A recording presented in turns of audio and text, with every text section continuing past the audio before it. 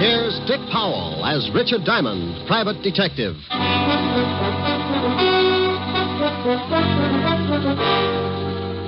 Hello there, this is Diamond. Well, it's Christmas Eve. And every year about this time, my business takes a big nosedive. People usually pack up their troubles and start unpacking colored lights and Christmas tree ornaments. So tonight, instead of telling you about one of my hair-raising exploits, we're going to tell you a Christmas story. So with apologies to Mr. Charles Dickens, we'd like to bring you an adaptation of one of his most famous stories, A Christmas Carol. Now, I'd better explain something first. This version isn't exactly the way you've heard it many times before. Because of the particular type of characters I usually get mixed up with, this story is written to fit their talents and characteristics. Different from the Dickens original, certainly, but we feel that this story could easily happen today, anywhere. Like maybe right here in New York on a little side street just off the Bowery. So now I'd like to introduce our characters. Mr. Ebenezer Scrooge will be played by my good friend and guiding hand of the 5th Precinct Homicide Division, Lieutenant Walter Levinson. Walter? Otis. The character of Jacob Marley will be played by one of my dearest friends and constant companions. Otis, that's you. Huh? Oh, Sergeant Otis Loveloon. Loveloon. Walsh. Oh, sorry, Helen. Tiny Tim will be played by our corner newsboy. Johnny Rawlins. Tiny Tim's mother will be played by my red-headed gal friend. Helen Asher. The rest of the characters will be played by members of the 5th Precinct Police Station. Officer O'Reilly. Officer Lund. Officer Lefkowitz. Sergeant Miller. The music will be furnished by the 5th Precinct Police Band, directed by Patrolman Worth. And now, our version of the Christmas classic, Charles Dickens' A Christmas Carol.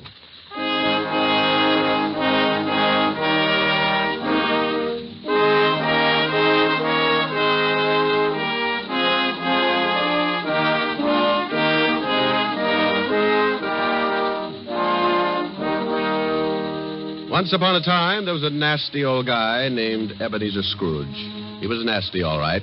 He didn't like anything, except maybe all the dough he could get his hands on. Scrooge had a little business that he started with his partner, Jacob Marley. The outfit was known as Scrooge and Marley Loan Company. But one day, poor old Marley just up and keeled over. So the boys along the big street gave him a nice funeral, and old Scrooge took over the business. Well, Marley had been dead for 7 years, and Scrooge lived alone in his little room over the office. And for a hobby, he hated everybody. He had a young guy working for him by the name of Bob Cratchit. Bob had a wife and 4 kids and made just enough to make ends meet. Scrooge used to ride him all the time. When it got so cold the polar bears complained, Cratchit would turn on the little heater. And Scrooge would say, Cratchit, what do you think you're doing? Turning on the heat, that's what I'm doing. My fingers look like popsicles. Well, I don't care if they come in 6 delicious flavors. Every time you turn on that heater, it costs me money. Business is not good, so get back to your work and turn off the heat. Oh, now look, Mr. Scrooge, I'm freezing. Now, this pen ain't guaranteed to ride under ice. I tell you once more, get back to your work. Okay, Mr. Scrooge. I don't know why you worry about business. Why not just put up a sign, turn the joint into a skating rink?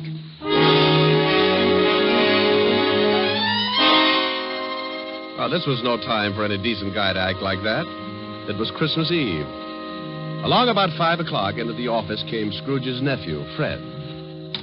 Well, Merry Christmas, Bob. Oh, Merry Christmas, Fred. You get back to your work, Cratchit. Okay. Yeah. Well, Merry Christmas, Uncle. Oh, swell. Merry Christmas. Humbug. Humbug? Yeah, humbug.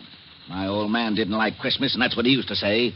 Humbug. Okay, humbug. But it's still Christmas, and I don't see where you get off not liking it. This is supposed to be the time everybody gets with it. Everything stops. It ain't much good, and you put your arm around the next guy, you tell him Merry Christmas. I'll put my arm around you with a hammer on the end of it if you don't lay off that goodwill stuff. Look, what's with you? What have you got against Christmas? You show me a way to make $100 every Christmas, and I'll fall in love with it. Every time the holidays roll around, nobody pays their bills, and they all run around like they own the Chrysler Building. Look at you. $60 a week, and you're coming on like Rockefeller. Well, sure, I make a lousy $60, but it ain't easy. But once a year, something happens with everybody in this big world. Well, nearly everybody. Because this is a day that somebody else started to make things right for us, and he had a really tough time doing it. It's more than just remembering. It's feeling. It's all around you. Christmas has got to be merry. Don't you get it? You want me to be merry? Well, sure. Then go get some of these joyous clients of mine to pay off their loans. The missus asked me to invite you over for dinner tomorrow. Now, don't hold your breath. Okay. Merry Christmas, Bob. Merry Christmas, Fred. Merry Christmas, Uncle. Merry Christmas, Merry Christmas. Humbug.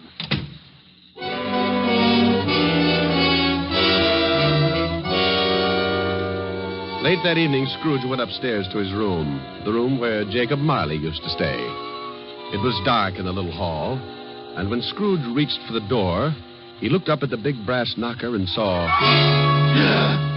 Holy cow. I could have sworn that was old Jake's face in the knocker.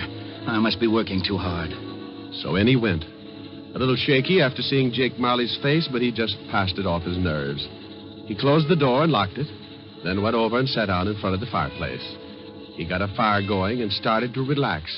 But every tile around the fireplace started looking like Jake Marley's face. Oh, now, come on, Abe, old boy. You got to get hold of yourself.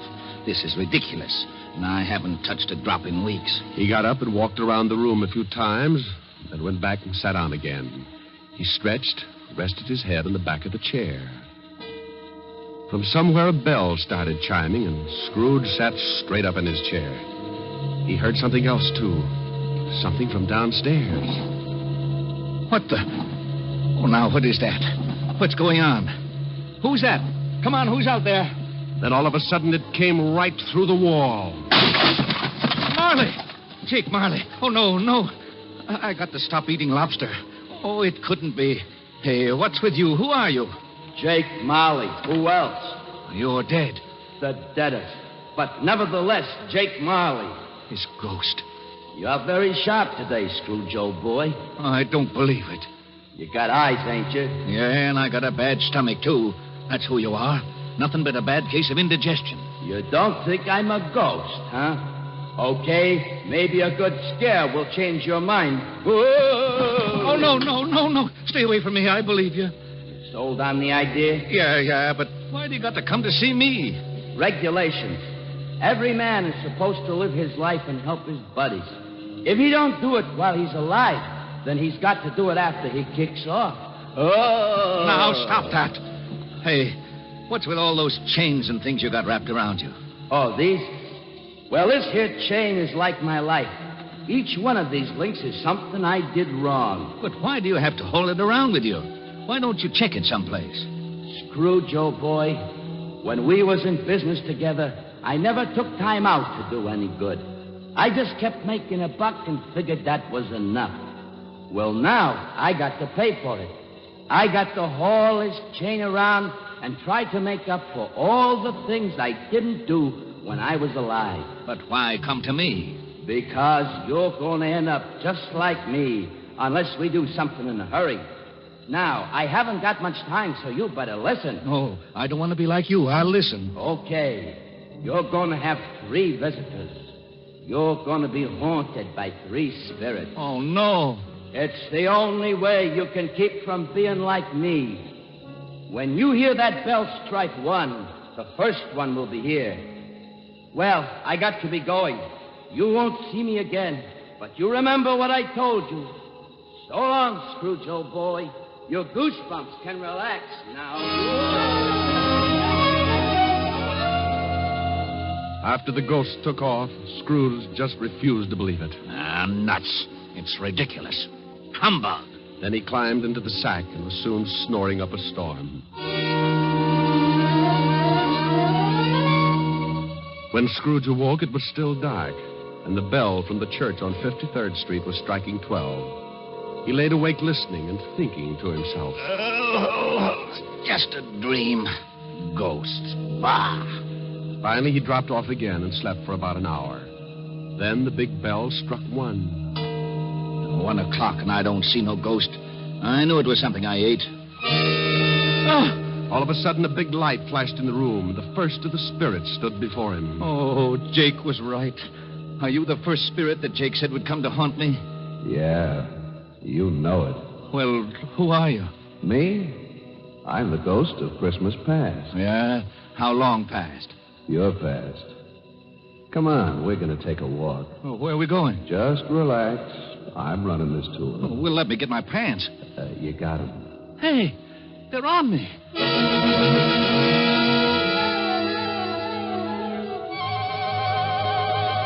With that, the ghost of Christmas past grabbed Scrooge by the hand, and they both flew out of the window. Scrooge nearly lost his upper plate. But before he could yell for help, he was standing in front of a dirty, ramshackle old tenement building. You know where you are? Sure, I know where I am. This is where I was brought up. Even the garbage cans are the same. You had a pretty tough time when you were a kid, didn't you? The toughest. I wasn't very big, and the rest of the kids in the neighborhood were. I had more black eyes than a crow. You want to go in? What for? To see your folks.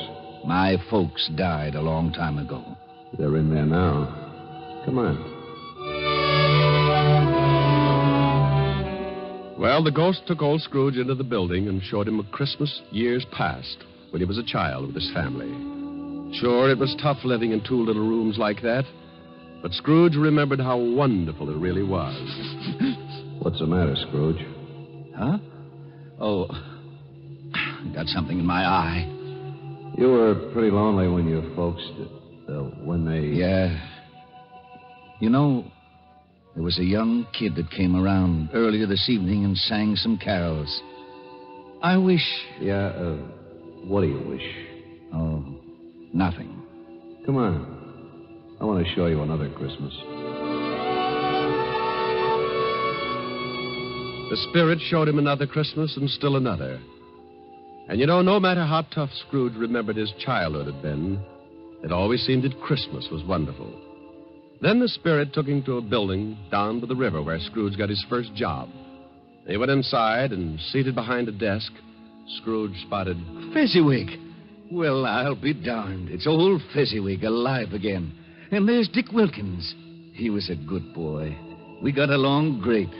He liked me. Okay, everybody, it's Christmas Eve. You can knock off and have yourself a good time. You better lock up, Dick. Sure, right away, Mr. Fezziwig. And don't look so unhappy, Ebenezer. It's Christmas. Come on home with me and tear into a big turkey. All locked up, Dick? Yes, sir. Ready, Ebenezer? Yes, sir. Okay, let's go and have Merry Christmas, you two. Yeah. Merry Christmas, Mr. Fezziwig. Mr. Fezziwig. Merry Christmas.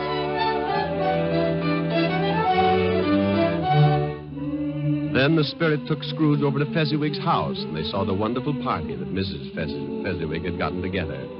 Scrooge watched and remembered, and the spirit said... Wasn't Fezziwig a stupid, sentimental old goat? Oh, yeah? Well, let me tell you something.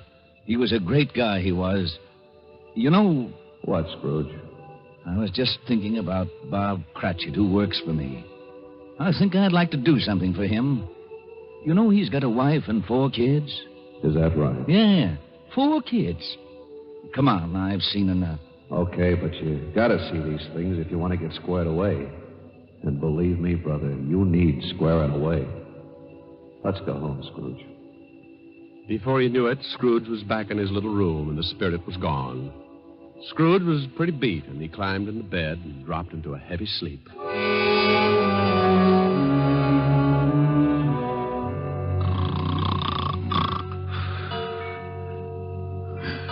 Huh? What's that? It's 2:00. Hey, that light in the other room. I got burglars. Hey, Scrooge. Scrooge, come on in. Who's that? What are you doing in the other room? Come on in. Take a look. It's pretty nifty. Hey, what is this? What have you done to the room? It looks like Macy's window. Where'd you get all the holly and the mistletoe? And how'd you get it in here? You like it? Oh, for Pete's sake, a Christmas tree. Who are you? The ghost of Christmas present. Now, don't tell me you don't like the way I fix things up. I work pretty hard. Oh, the second ghost. Okay, take me wherever you want to go, but believe me, the next time I try the train. Come on, let's go.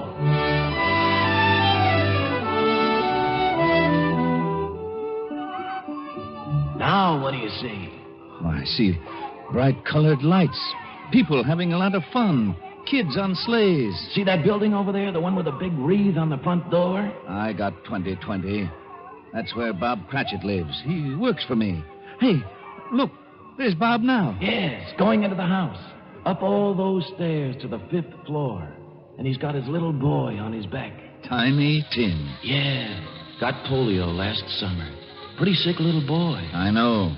Bob said he'd need a lot of care if he was ever going to walk again. Let's take a peek. Hi. Hello, honey. You and Tim have a good time? Best. Didn't we, Tim? Yeah, Dad. We watched all the kids on the block on their sleds. Mom, will I ever be able to ride a sled? Of course, Tim. Won't he, dear? Sure thing, Roughneck. Next Christmas, you'll be out there doing belly whoppers with the rest of them. Dad, what's the matter? Your eyes are all wet. Oh, nothing, Tim. I just got some snow in them. Want some dinner, Tim? Oh, Mom, stew for Christmas? I'm sorry, Tim. Oh, that's okay, Mom. I like stew. Bob, will you please say grace? Can I say something first, Mom? Of course, Tim. What would you like to say? God bless us. Everyone.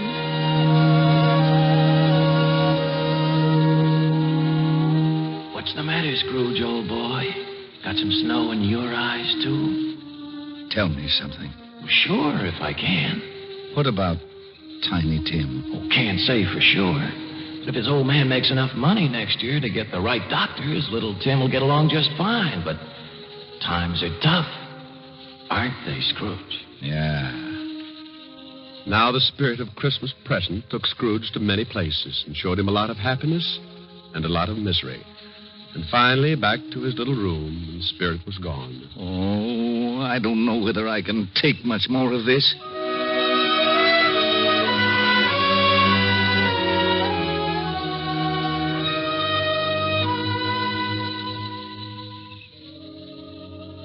Then the new ghost drifted in. This was the worst yet. He was really done up for haunting. He was all dressed in black with one arm sticking out and pointing right at poor old Scrooge. This was the last one of the spirits. Scrooge's knees sounded like castanets on a reducing machine. Okay. You don't have to tell me. You're the ghost of the Christmas that hasn't come yet. You I'm really scared of. The ghost took off with Scrooge right after him. The city disappeared, and Scrooge found himself on the outskirts of town, standing in the graveyard. The night was howling like it was mad. And as Scrooge looked down, he saw... Hey, what's this? What's this stone? The black spirit stood still and pointed, so Scrooge leaned down and pulled away the bushes and saw it was a tombstone. Well, there's a name here. Ebenezer Scrooge. Oh, no. Look, not this. Believe me, I don't want this. I know I've done wrong, but I'm not kidding. I really know what Christmas means. It doesn't mean just today or tomorrow. It's every day of your life. I swear I'll do better. Only take me away from this. Let me try. Let me try to make Christmas right for me and everybody else. Please, don't let this happen. Give me another chance. Well, don't just stand there. Put your arm back in. You'll catch cold. Well, say something.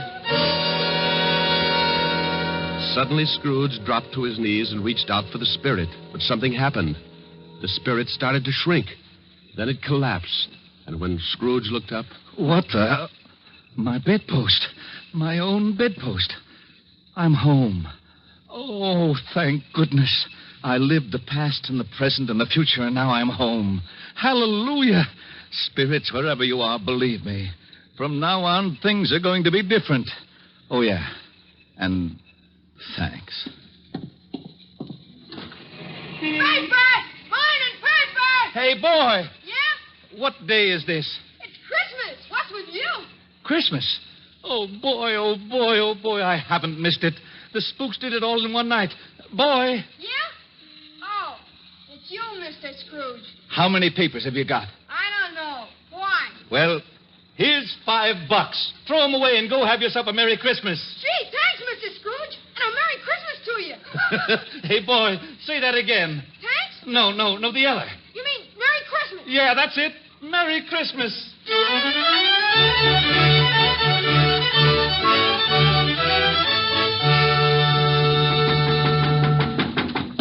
Okay, I'm coming. What's the matter with you? Can't you see the store's closed? Look, mister, this is... Ebenezer Scrooge. Merry Christmas, Barney. Huh?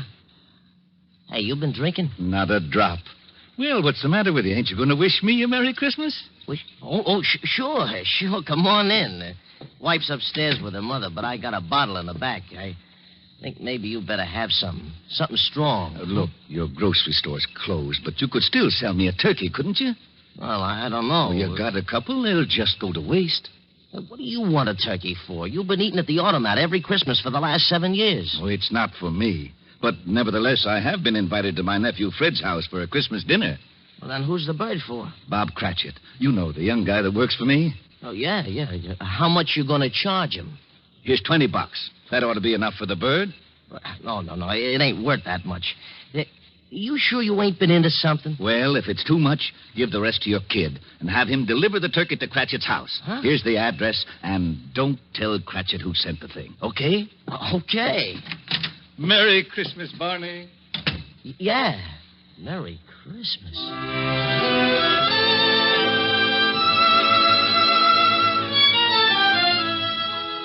Well, old Scrooge went back to his rooms and took out an old blue suit out of the mothballs. He shook it out, put a few creases in it, and went out into the street. The old boy was really with it. Everybody he passed, he greeted them with, Merry Christmas. Merry Christmas. Merry Christmas. Eh? Oh, Merry Christmas. Merry Christmas. Merry Christmas. Scrooge went to church and gave a large donation, and Father McCarthy nearly forgot his sermon. And then Scrooge went out on the street again and down into the Bowery. Oh, God bless you, sir, and a Merry Christmas. Isn't it, though? He kept walking and having a great time. Later that afternoon, he arrived at his nephew's house. Well, what the... Merry Christmas, Fred. I've come to dinner. Oh, my gosh. Here, I brought you some presents. Oh, my gosh. Now, don't thank me. It's Christmas, remember? Oh, my gosh. Next morning, Scrooge was early at the office. If he could just catch Cratchit coming in late. And he did. Bob was a good 21 minutes late. Cratchit? Oh, no. You're 21 minutes late. Yeah. I'm sorry, Mr. Scrooge. I had a big evening last night. You did, huh? You know what I told you if I caught you fancy-footing it in here late again. Okay, so I'm canned. You think you got it coming? Oh, I'm too tired to argue, Mr. Scrooge. Jobs are tough enough, and I hate to lose this one, but I'm just too tired. A raise would help, huh? That's the silliest question of the year. Then you got it. It's in that envelope. Well, what? Yeah, and maybe after we see how the funds are, we can do something about Tiny Tim. No, I don't get it. A raise? You want to do something about Tim? I don't get it. Sure you do, Bob. Haven't you heard? It's Christmas. Now, go on home, take the day off. Yeah. Take the week off. Oh. Come back when you feel like it. Merry Christmas. Mr. Scrooge? Yeah? Merry Christmas.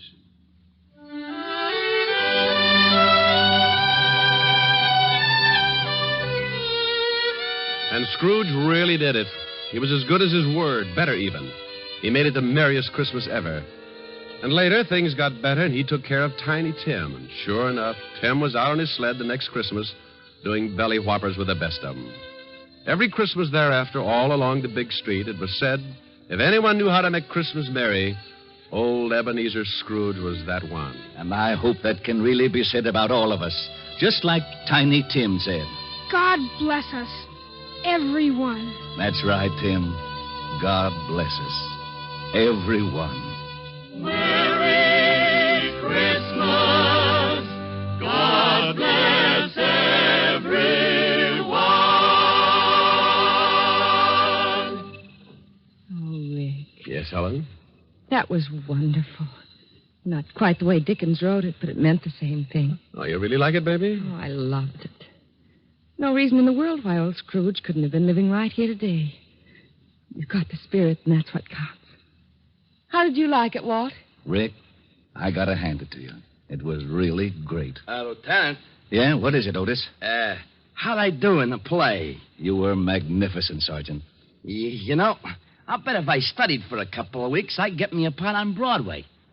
To be or not to be? That's the question. Oh, no. Now, Walt, leave him alone. Oh, sure. Monsieur Otis. Huh? Wouldst thou accompany me over to the punch bowl for a short flagon of nectar? Sure, I would. See you later, Helen. Rick? Yeah. Come on, Barrymore. Let's see if the punch bowl fits your head. Oh, aren't they lovely? You want something to eat? Hey, wait a minute. What's the matter? Listen. They're out here by this window. Come on, let's go listen. Use that carol, fa la la la la la la la. See the blazing new before us, fa la la la la la la la. Strike the harp and join the chorus, fa la la la la la la la. Follow me in merry measure, fa la la la la la la la. While I tell of you thy treasure, fa la la la la la la la. Oh, wasn't that wonderful, Rick? It sure was. Rick, sing something with them. Oh, no, honey, I don't want to louse up the act. Please, Rick, come on. All right. I tell you what I'll do. Everybody usually sings Christmas songs about snow. I'm going to sing one about sunshine. It's called Melikalikimaka. Melikalikimaka? Well, it means Merry Christmas in Hawaiian. In Hawaii? Sure. It's a brand new song. They love it over there, and we'll love it here.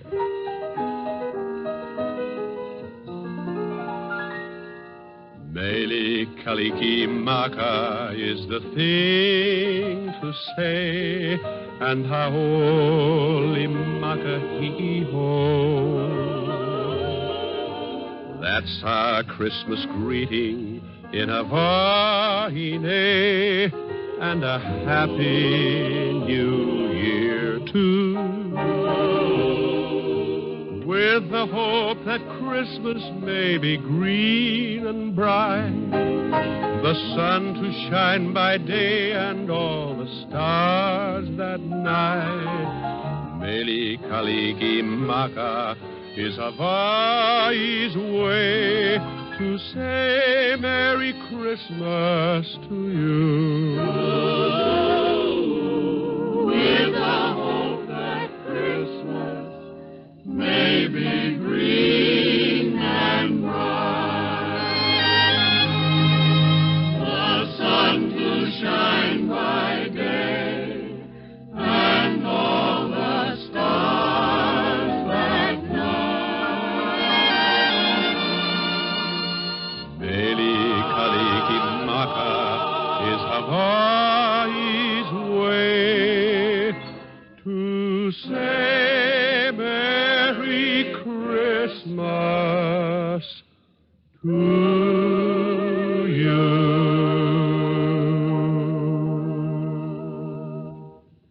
Rick, Merry Christmas. Yes. And a Merry Christmas to everybody.